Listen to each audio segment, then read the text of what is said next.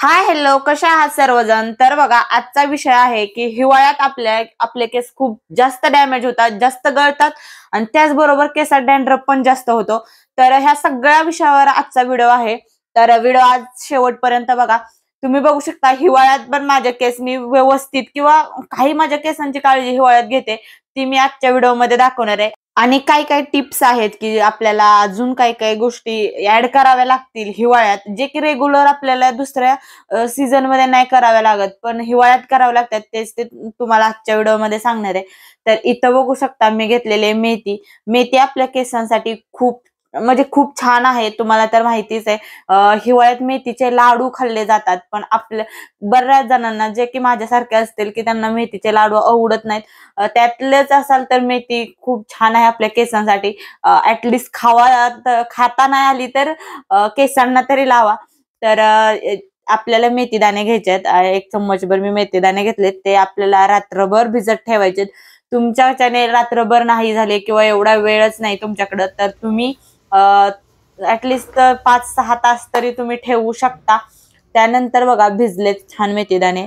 तर छान भिजल्यानंतर मेथीदाण्यातलं पाणी पण खूप छान आपल्या केसांसाठी आहे. त्याचबरोबर ते मेथीदाणे पण आपल्या केसांसाठी खूप छान आहेत.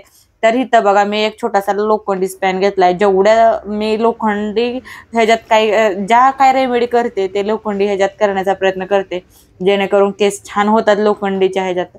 तर ते आपल्याला छान गॅसवर ठेवून घ्यायचे. कारण त्यातलं जे आहे की नाही, आपल्या ते म्हणजे थोडंसं शिजवून घेतलं म्हणलं तरी चालेल. थोडंसं कमी गॅसवर त्याला शिजवून घ्यायचे, जेणेकरून त्यातलं पाणी खूप छान उतरलं पाहिजे, जे आपल्या केसांसाठी खूप छान आहे. सिरम म्हणून तुम्ही वापरू शकता.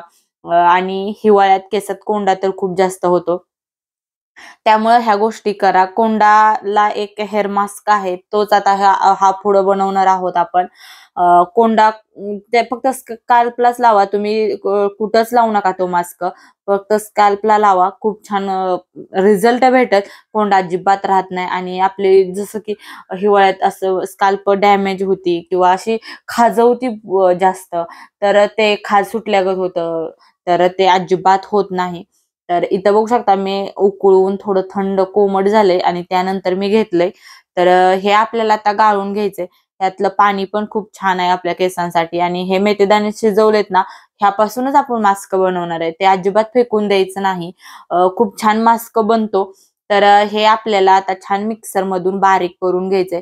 आणि जर आपल्याला पाणी लागत असेल, म्हणजे थोडंसं पाणी टाकायचं, पण हे वालं जे ह्या वाटीत आहे ना साईडला, तेच टाकायचं.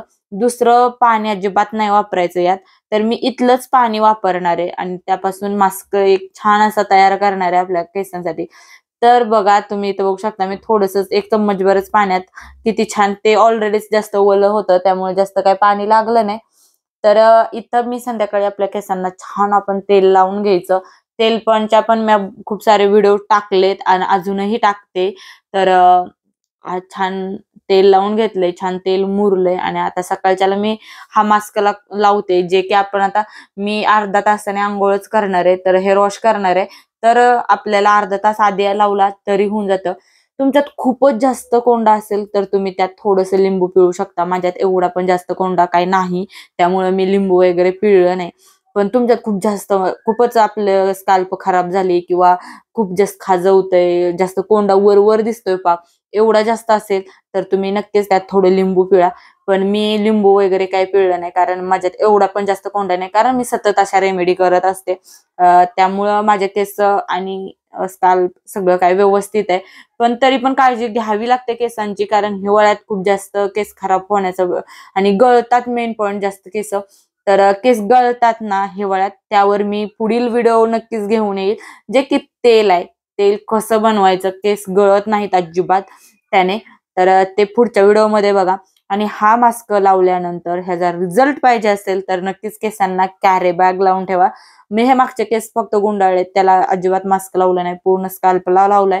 कारण माझ्या केसांना एवढा पुरणारच नव्हता एवढासा, म्हणजे जी क्रीम तयार झाली होती ती. तर आपल्याला पिशवी लावून घ्यायची, कारण पिशवी लावल्यानंतर म्हणजे ते पूर्ण असं वाळत नाही, असं ओलं, आणि ते खूप छान केसात आपल्या केसांना भारी करतं. तर केस धुल्यानंतर तुम्ही माझ्या केसांचा रिझल्ट बघू शकता, खूप छान होतात केस. त्यामुळे हे नक्की एकदा ट्राय करा. भेटू नवीन व्हिडिओमध्ये. तोपर्यंत सगळ्यांना धन्यवाद. Bye bye.